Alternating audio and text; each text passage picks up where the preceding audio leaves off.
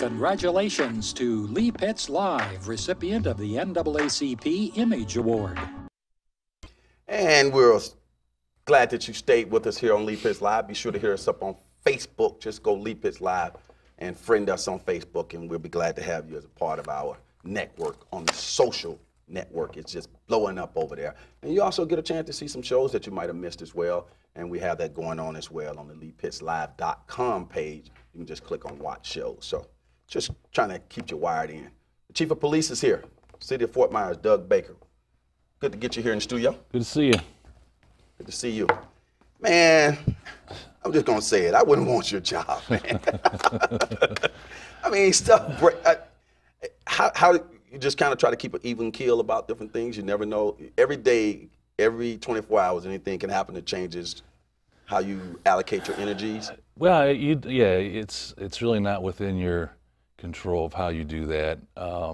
Different events, different situations. Your phone goes off at in the afternoon or at 2:30, 3 o'clock in the morning, and you're always managing resources.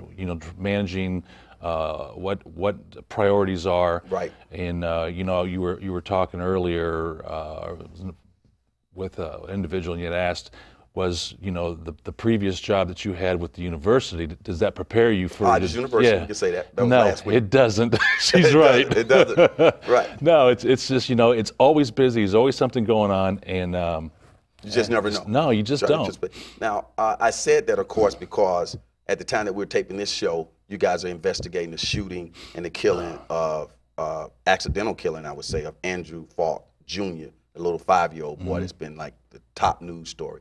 What does that say about guns in the community, crime, and your job in terms of trying to keep those off the street, and the community's responsibility to help our law enforcement officer in that way?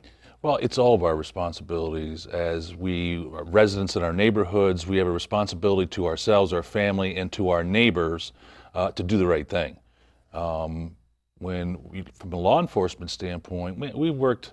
Since I've been chief the last 6 years, we have put in place a number of programs, a number of events in an effort to build on our community policing philosophy, to encourage people to cooperate with us, to provide us information. And what I've always asked is information that leads to prevention. We need to prevent these types of incidents of occurring. In the city of Fort Myers, and I've said it. I've said it for a long time, the city has a drug problem. We've had a drug problem. This isn't something new. We've had violent crime. This is not something new. I've got cold case, when I refer to cold cases, homicides that date back to 1976. So this isn't something that just happened within the last year, the last couple of years. This has been a problem for a long time. And when I did the first night, when I went out to the scene for the 5-year-old Andrew Falk Jr., there's defining moments in everybody's life. When you watch college football, there's defining moments on a team, and a coach will talk about a defining moment. There's defining moments in an organization. There's defining moments within communities where they say, that's it. That's it. You're right. This is that defining. And this could be. I mean, I can only influence, encourage the community to do that. Yeah, but this is it. Right. I've had you on the show numerous times. I can see the passion in your eyes, and I can feel the passion coming from the community that this is a defining moment. Even me, I mean, I've seen a lot of things, but when I was looking at this, I was like, this is it. We got to come together, everybody, to work on this, and this is where we can have some serious change in the community. The opportunity exists, and this is not, Chief, you're not doing enough of this, or you're not doing, no. What I need is eyewitnesses to come forward. I need evidence so I can not just make the arrest, and I said that at the NAACP banquet when I talked to media then, not just to make the arrest, but the prosecution and hold these individuals accountable. There is a process, there is case law, there's procedure, there's things that I have to do. And if I fail to do those, you're not going to have a prosecutable case. And we've had the state attorney's office in working with us since day one. We do it on all of our homicides. As far as so that they have the ability to interject. What do they need for a successful case? It's frustrating. It's frustrating for the community. It's frustrating for me. It's frustrating for my detectives, and it's frustrating for the state attorney's office or whoever captures or collects that case. But it has to be right.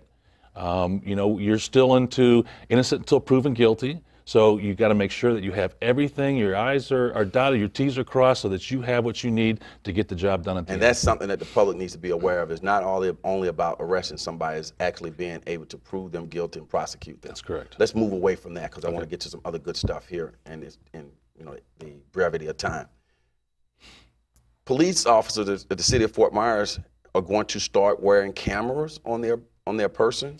Talk about that and what that means. Is that a positive? Is that a negative? That's something you encourage? No, it's something that I encourage. You know, when we start looking at body cameras, that is technology that I think is only going to help any agency who utilizes that technology. And your policies have to be good. You know, what it is that you want to capture, what do you want to see?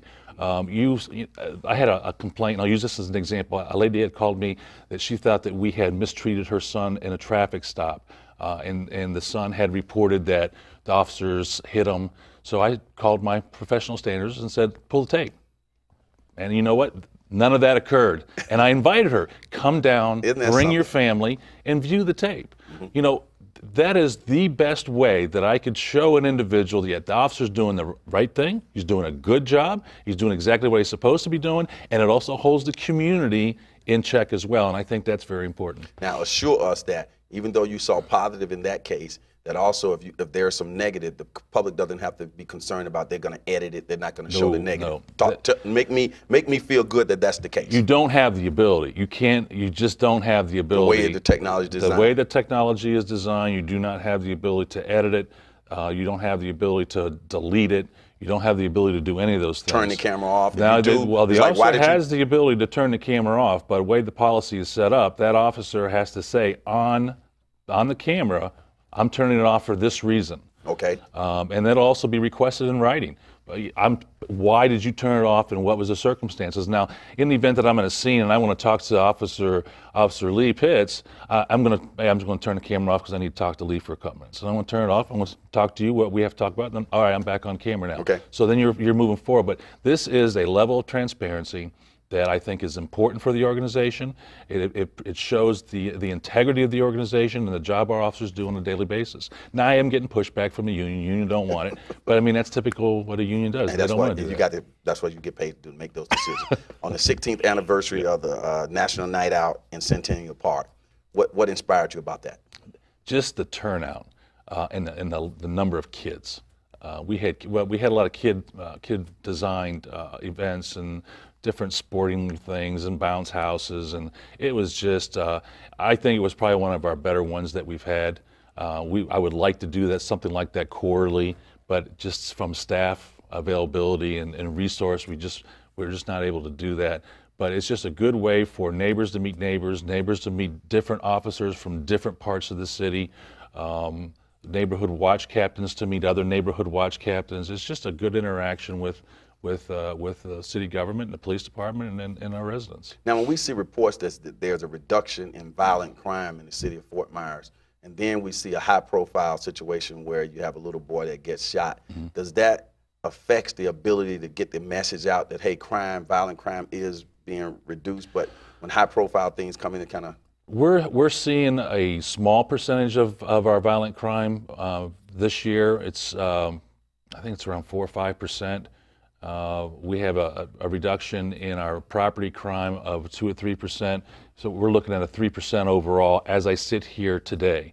What is encouraging from an event, and this is what I have to look at all sides, is what our clearance rates are. Our clearance rates for our violent crime is 40%, which is higher than the national average, it's higher than the state, and it's higher than a lot of our local agencies here. Our overall clearance rate means we arrest somebody for that particular charge is 35%. Which is still higher than the state national average, and it's higher than what we have within our general area. So we see a continued reduction down, but we're also maintaining a very good clearance rate. Captain Perry, who you know, does an excellent job from an investigation side, Captain Mulligan on our operations side. And our biggest numbers, when we start looking at where our UCR, what our crime rate is burglary and theft. That's 75% of my UCR. We have a little under 3,000 crimes that occur in the city a year.